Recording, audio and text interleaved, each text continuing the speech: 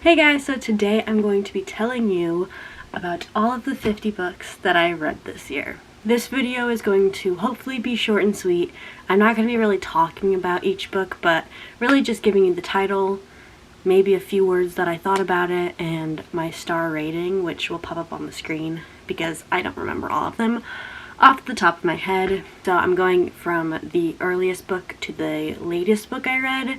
Some of them are on my Kindle, so if I don't have them physically with me, it will just be popping up a picture of it on my screen. So yeah, let's get started. Alright, I just put the mic on. I forgot it for the intro, but hopefully it sounded okay. So the first book I read in 2023 was Mile High in the Windy City series. I think I gave it, let me see. I gave it a 4-star, but looking back, I think I would change it because maybe to a 3.75, because after reading Right Move and Caught Up, I would definitely say it's not my favorite in the series. Then I read Say You Swear, and I rated it a 5 stars. I remember this book was just, it made me feel all the emotions, which is why a book will usually get 5 stars for me, is if like it makes me feel a lot. So the next book I read, which was a really quick, really nice read, it was Tutoring the Player. It was really short. That's all I kind of remember about it. I just remember it being short, and then I read it in a day. Then I read A Million Kisses in Your Lifetime. Looking back on it, do not love this story or the characters in this story. I think kind of some weird vibes going on. That lollipop scene, if everybody knows what I'm talking about, was a little questionable to me. Next began my love with Mariana Zapata. I read From Lukov with Love. I rated it a 4 stars, so I obviously really liked it.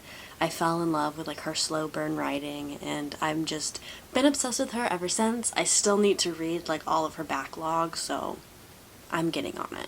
Then for our first physical book to get this tower shorter, I mean it is literally the size of me sitting, so we have a tower.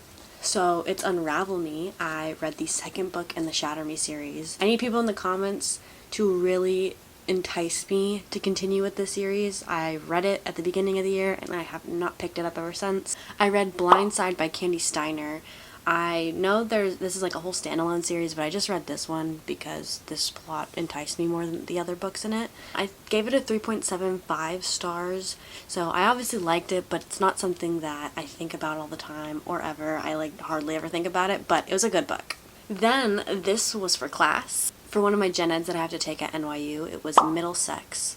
I gave this a solid 3 stars. It's just because it was for class, I'm not going to enjoy it as much as some of my other books. But then, back with our physical books, I read Things We Never Got Over, and I kind of agree with people. I could not get over the fact that these were 40-year-olds acting like toddlers. Next I read Better Than the Movies, and I gave this a 5 stars, and I will be keeping this 5 stars for life.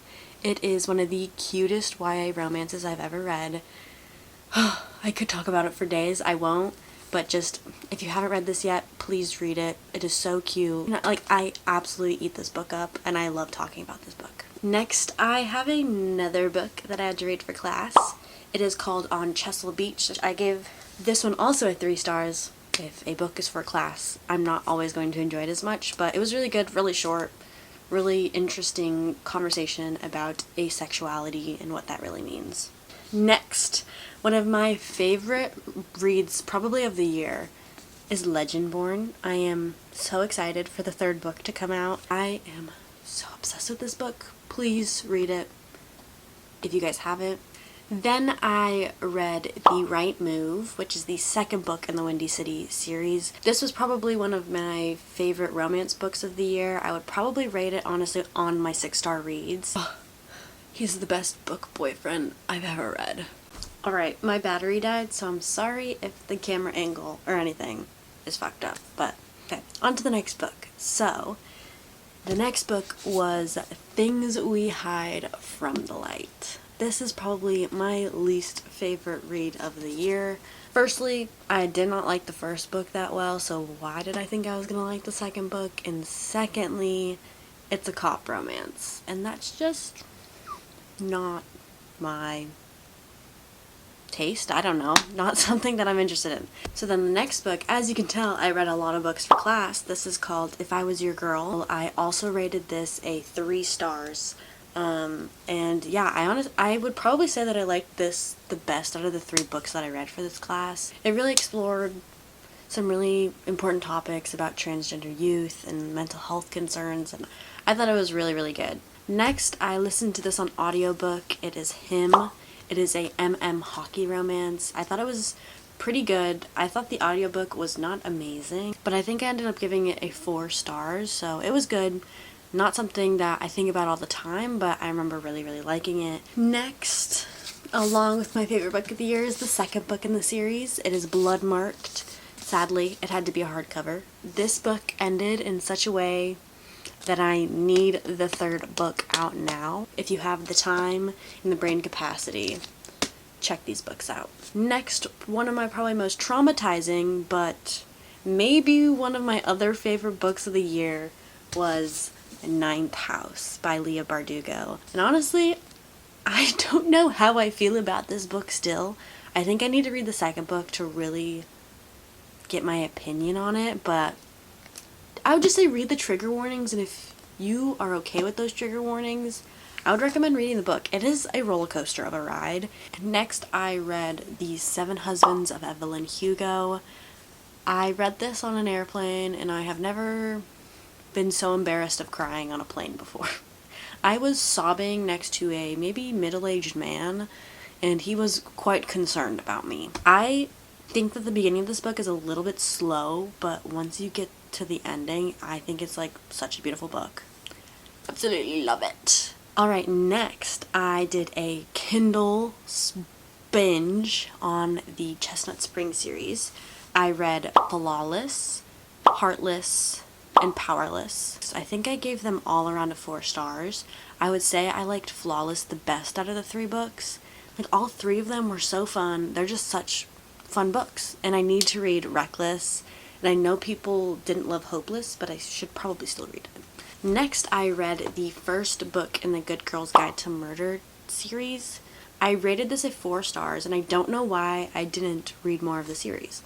Thinking back on it, I remember really liking it. I don't know why I haven't read the 2nd and the 3rd book of it yet. I think I'm just a chronic series not finisher. So next I read Terms and Condition by Lauren Asher. Last year I read The Fine Print. I liked it, didn't love it, and that's kind of how I felt about Terms and Condition. I think I like this one better than The Fine Print, but honestly, I liked it, did not love it, but I do want to read the new book that she just came out with, Love Redesigned. I think everybody has been saying really good things about it, so I want to try it out. Next is the author that is an automatic buy and read for me, is Ali Hazelwood, and this one was Love Theoretically. This is my favorite book out of the standalone, interconnected, standalone, whatever you call it, this series. This is my favorite. I loved Love Hypothesis when I read it. Love on the Brain, I liked it, didn't love it. This one, I'm obsessed with. Read it, eat it, sleep with it, I don't know. Just get it in your system, please. Next, I read Float.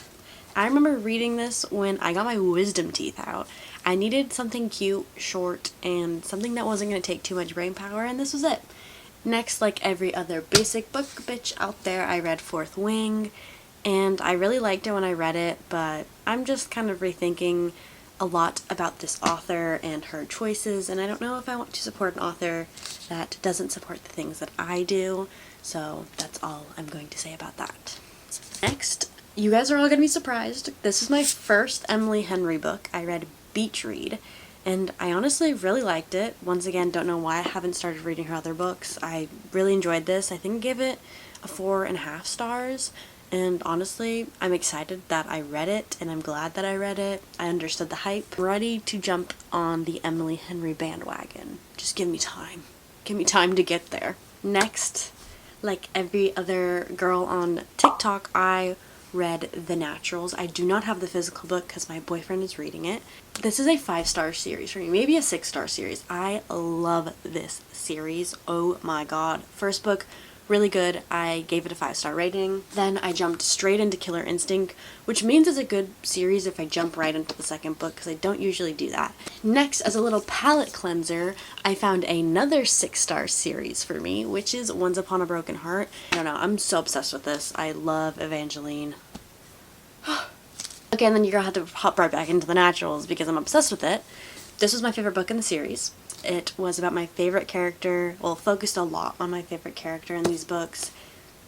Absolutely love it. And then, for another little break, since I loved Once Upon a Broken Heart so much, I had to hop right into The Ballad of Never After, and it ripped me apart that the third book wasn't out yet, because holy crap, as you guys probably know, this ending is fucking insane. This is probably one of my top books of the year. I will tell everybody to read this series because of this book in particular. The next book I read was Bad Blood, which is the last book in the Natural series. This was a really good book. I think I also rated this one 5 stars. It was a great wrap up to my new favorite series. I loved it. That was a lie. Bad Blood was not the last book in the series. 12 is a novella. That is the last book in this series. That's like, I think, 12 years later. And it was really, really fun. I don't really rate novellas because they're so short, so no rating for that one. Alright, the next 5 books are all novellas that then create a big master story, which is the Mindfuck series. Also a favorite series of the year of my life. I think about the Mindfuck series probably twice a day. I loved it. So amazing. I will recommend all of those to you. You can either read it all separately like I did, 5 separate novellas that are about 140 pages, or all together, which is kind of equals around by about like 500 to 600 pages. Then I have the 7-Year Slip, which I don't physically have with me because my roommate is reading it. I really liked this book. I gave it 5 stars. It was so fun, supernatural, exciting, modern. I just really, really loved it and really recommend her writing if any of you guys haven't read it before. Next, I got back into my Mariana Zapata phase and I read Underlock. He was a complete and total sexist in my opinion, so take that as you will. If you are okay with reading about that, then you're okay with reading about that. But I think she has better books. One that I will mention later as I think a stronger book from her. Next, I had to finish the series because I hated all the first 2 books, so of course I need to get the 3rd book. This was Things We Left Behind, and honestly, I liked this the most out of the entire series. I still think it was weird that 40-year-olds were acting like children, but once I got over the age, it was okay. Then I read Butcher and Blackbird. I know this is so many people's favorite book of the year, but I really did not like it. Yikes. I can't really tell you why I didn't like it. I just thought I was comparing it so much to the Mindfuck series and it just did not give me the same vibe. And I was in love with the Mindfuck series and this just did not give me what I needed. So next I read Caught Up, which is the 3rd book in the Windy City series, and I would say that this one wasn't my favorite in the series but also not my least favorite, so I would say Right Move, Caught Up, and then what's the third? Oh, Mile High. Caught Up gives you all the tropes you want. Single dad, nanny, sort of like enemies, but like not enemies. They just like dislike each other to lovers. It was really, really fun. Totally recommend. Then I went back to Mariana Zapata and I read Wait For It. And I would say this is my favorite book out of the 3 Mariana Zapata books I've read. This one was so fun, and also I have a reading vlog for it. So if you want to hear all of my thoughts on it, I would recommend watching the reading vlog that I posted for it. Then probably one of my most anticipated reads of the year was A Curse for True Love. As I told you with The Ballad of Never After, after I read that, I think there was a hole in my heart because there was not a 3rd book out, and that ending ripped me to shreds, and then this came out. And I did really, really like it. I would not say that I was disappointed per se, but I kind of wanted a little bit more. So the next book that I read is a part of a duology, and I really loved it, but I will not be talking about it in this video as it is a part of the St. Martin's Press boycott. And yeah, that's all I need to say. The last book of the year was God of Fury by Rena Kent. A really funny last book of the year. I have no clue why I read the book. I saw Larry Reeves read it and she was like absolutely obsessed with it. So then I was like, okay? I'm just gonna jump into the middle of this interconnected standalone and pretend like I know what's going on here. And I did like it. I had fun understanding it, and honestly, you can jump right in and kind of figure out what's going on because this book spans all of the first 5 books, like plot-wise, so honestly, you kind of understand what's going on with all these characters. So yeah, that is the end of my 50 books that I read this year. I hope you guys liked watching it. If you want to see more book videos or vlogs from me, subscribe, like the video, and turn on my post notifications. There will be a lot more content in the new year, and yeah, I've loved making videos for you, and see you next week.